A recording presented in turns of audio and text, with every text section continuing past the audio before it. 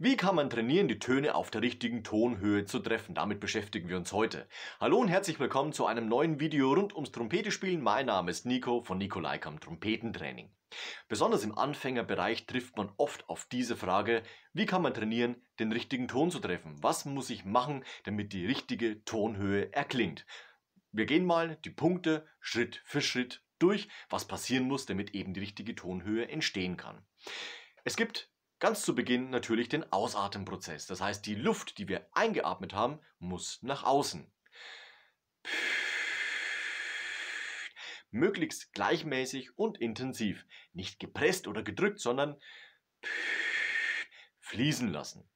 Die Luft, die ausgeatmet wird, trifft auf die geschlossenen Lippen. Deswegen entsteht eine Frequenz und dementsprechend natürlich, wenn wir dann das Mundstück und die Trompete auf die Lippen setzen, auch der Trompetenton. Jetzt ohne Trompete und Mundstück. Jetzt kommt der dritte Faktor noch dazu, nämlich die Zunge. Die Zungenspitze befindet sich unten an den unteren Schneidezähnen und bildet sozusagen wie eine Art Straße, die die fließende Luft auf unsere geschlossenen Lippen bringt. Sollte es dir schwerfallen, denk an Lispeln. Dort bringst du die Zunge in die richtige Position. Wenn du jetzt auf diese Art und Weise die Luft fließen lässt, die Lippen gespannt hast, die Zunge gut positioniert hast und jetzt das Mundstück und die Trompete an deine Lippen setzt, sollte der Ton G1 kommen.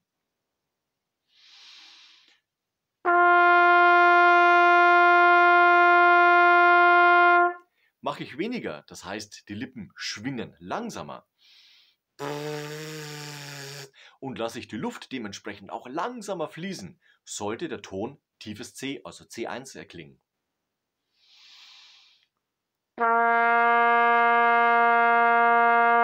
Mache ich von beidem mehr, also ich lasse die Luft intensiver fließen, die Zungenspitze ist vorne und die Lippen sind stärker angespannt, sollte das C2 erklingen.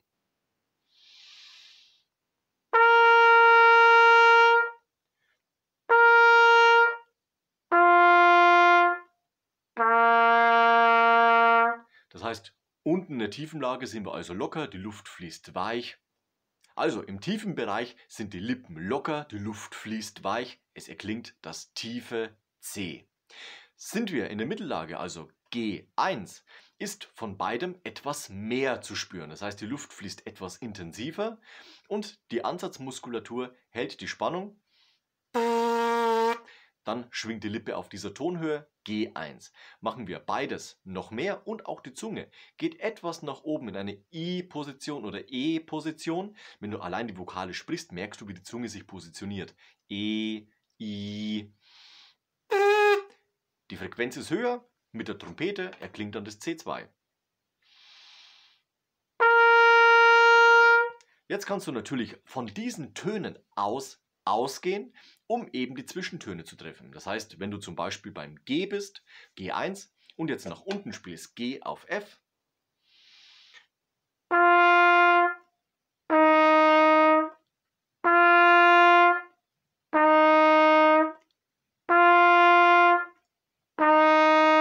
es ändert sich nicht viel, das heißt, wir haben schon insgesamt 4 Töne, die wir spielen können. Gehen wir zum C2 nach oben.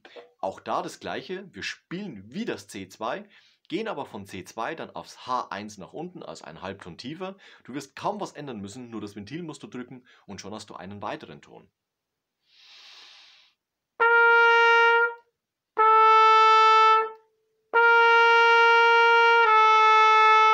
Auch im Gebundenen, dort merkt man es besonders deutlich, dass man kaum was ändert, das Ventil drückt und der Ton erklingt eben einen Halbton tiefer. H1 eben in diesem Fall.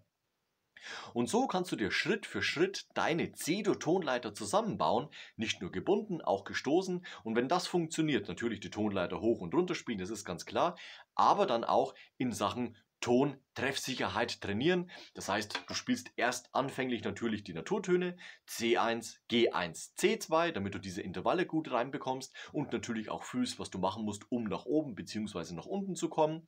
Und das Ganze kannst du natürlich dann auch machen mit den Zwischentönen D, E, F bzw. A und H oben. Sollte das funktionieren, nimm die Vorzeichen dazu. Das heißt, wir haben dann schon fast die volle Chromatik, also die Tonleiter von C1 bis C2 in Halbtonschritten. Und so trainierst du stufenweise Weise eben diese Töne, deine Treffsicherheit und dann natürlich auch unter das C1 gehen und natürlich über das C2 gehen. Ich wünsche dir viel Erfolg dabei. Schreib doch in die Kommentare, wie es bei dir funktioniert hat. Ich wünsche dir viel Erfolg. Wir sehen uns nächste Woche zu einem neuen Video rund ums Trompetespielen. Bis dahin, ciao, euer Nico.